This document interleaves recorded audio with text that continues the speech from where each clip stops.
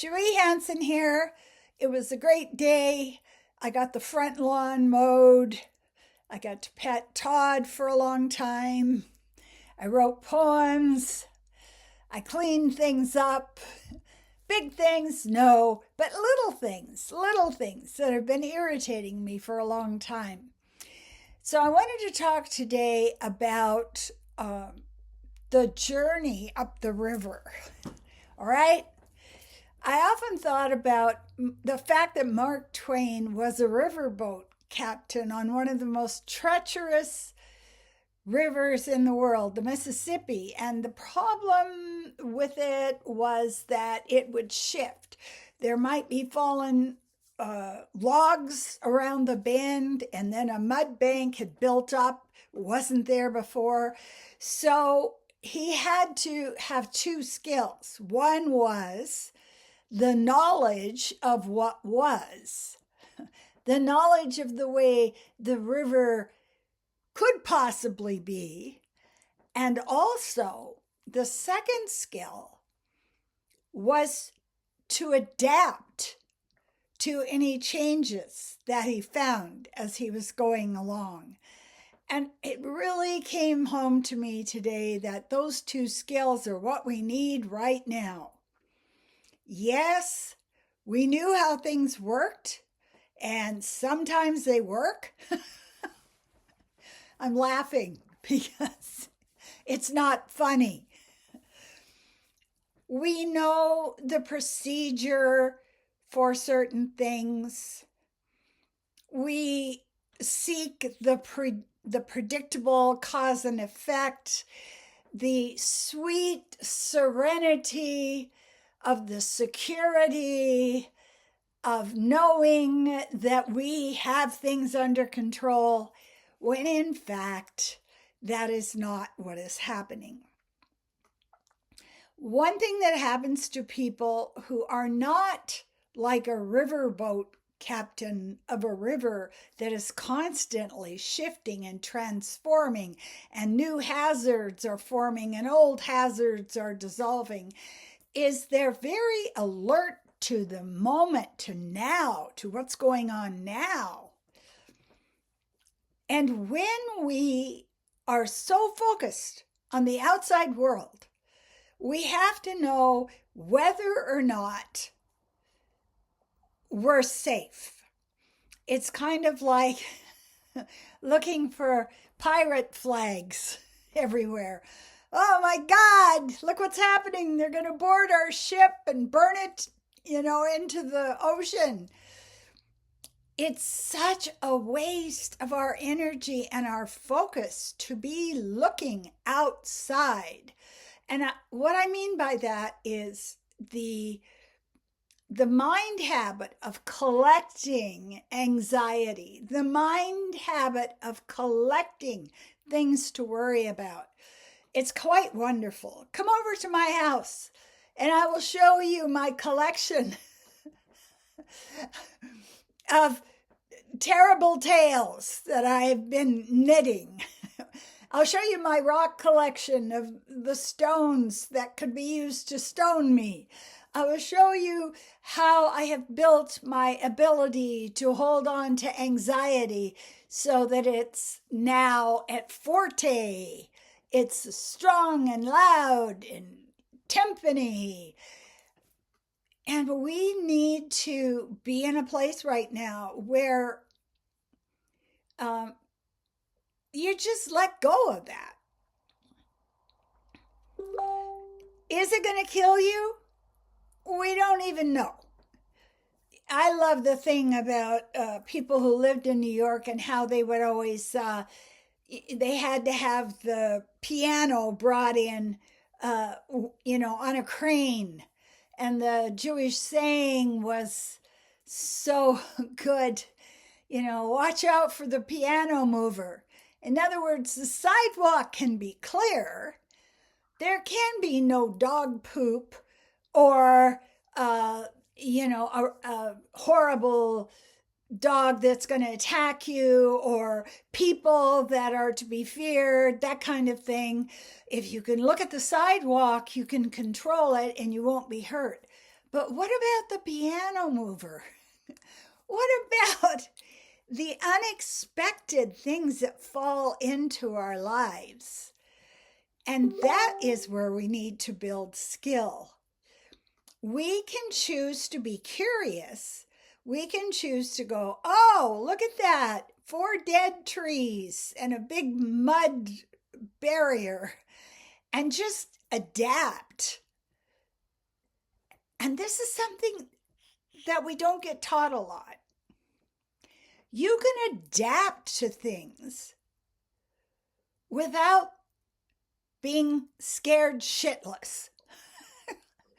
You can adapt to things in an instant with a practice of releasing fear.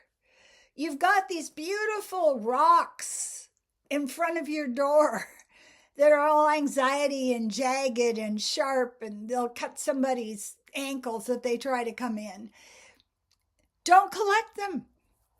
When an anxious thought comes in, when a fear comes in, when a paranoia about the future comes in, that's your time. And you want to talk about control. That's your time to take control. That's your time to use breath work, meditation, visualization, to release this dreadful collection that you've got as a hobby. I'm going to have all of these. It's like having a whole bunch of really ugly pets. Come and look at my backyard. I've got all of these wart-covered frog trolls in the backyard. And every time I see one, I just take it home because I have to have another one. So how about making a habit, a mind habit, a reaction, that when you try to grab on to that fear and paranoia, you have the ability to let it go. You don't need to hoard them. They'll always be new. There'll always be new ones coming in. I mean, I can remember Y2K. I can remember, the Korean War, and I can remember the bunkers in the backyard because the Soviet Union was going to bomb us. There were so many things that we were terrified of, and we were carrying them around in our thought habits. And that does not protect you. That doesn't protect you to lay down in front of the railway train on the tracks. I'm going to just lay here and let my fear cut me in half. No, there's a way out. And the way out is finding the path that works for you. What is your path? To calm yourself the hell down. What can you use in your life that really speaks to you? For me personally, I find the Wim Hof breath is very powerful. I do that as much as I can every day, and I can always feel a release. Thich Nhat Hanh talked about breathing in love and breathing out fear. Get that stuff out of your body. It doesn't need to live in here.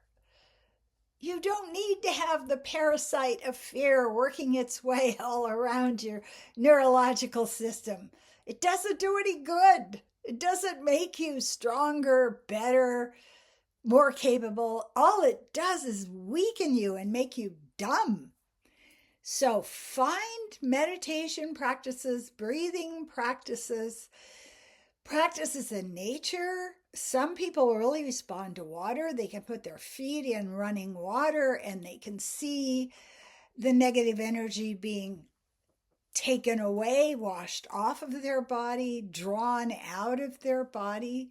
Some people have that with trees. They can go and hug a tree and they can feel this gift of lightness and trust and just nature's compassion for us. That's the thing I keep coming back to. It's so compassionate to us. Sit on the lawn, feel that. Hug a tree, walk next to a river, pick up a beautiful rock, not a troll thought, and let nature carry that away for you. I was thinking the other day as I was walking that the clouds were so beautiful and the sky was so blue. I could imagine myself rubbing my face over the white, fluffy clouds and how soft they would feel and how good that would feel. Instead of being in a place of anxiety. And I've got to tell you, there was an issue I was waiting and waiting and waiting for, wasn't happening. And it finally resolved itself. And this is what I thought. Oh my God, it resolved itself without me having a ritual of worry. I mean, the idea of worrying as somehow allowing this thing to be born into your life. You know, it's like a woman who's having labor pains and go like, oh my God, you could die. This is horrible. The baby will just pound its head against your pelvis and be smushed. And that's what we do to ourselves. We do that to ourselves. We create drama because it gives us a reward. What if we just decided not to? I really like the response, oh, well. And somebody tells you, you know, there's going to be something happening and it's going to be awful. And then you're going like, oh, well. And somebody the other day was saying, oh, did you hear so-and-so died? And I'm 80, for God's sake. I know people die. Hundreds of people I knew are dead. I know they die. And so I decide to let that go. It's sad for the people who are around them, but this is what happens. People die. But we can choose not to become neurotic about every single new bit of news that we hear. Find your path, find your grounding, find your spiritual practice, find your meditation, find your breath work, and it will lift you up and make you more capable as a riverboat pilot to actually see where the dangers are and adjust to them. So that's my message for today. And I'm so happy I got out there and rejoined the middle class by mowing down all my violets. I get a badge for that. Did you know? Please subscribe. If you're seeing one of my videos for the first time, it's really important that you subscribe so that somebody sitting at home who is in the depths of despair might see a video that I'm posting and it might help them. Who knows? We don't know. And I will say to you, as I always do, I appreciate you. Thank you.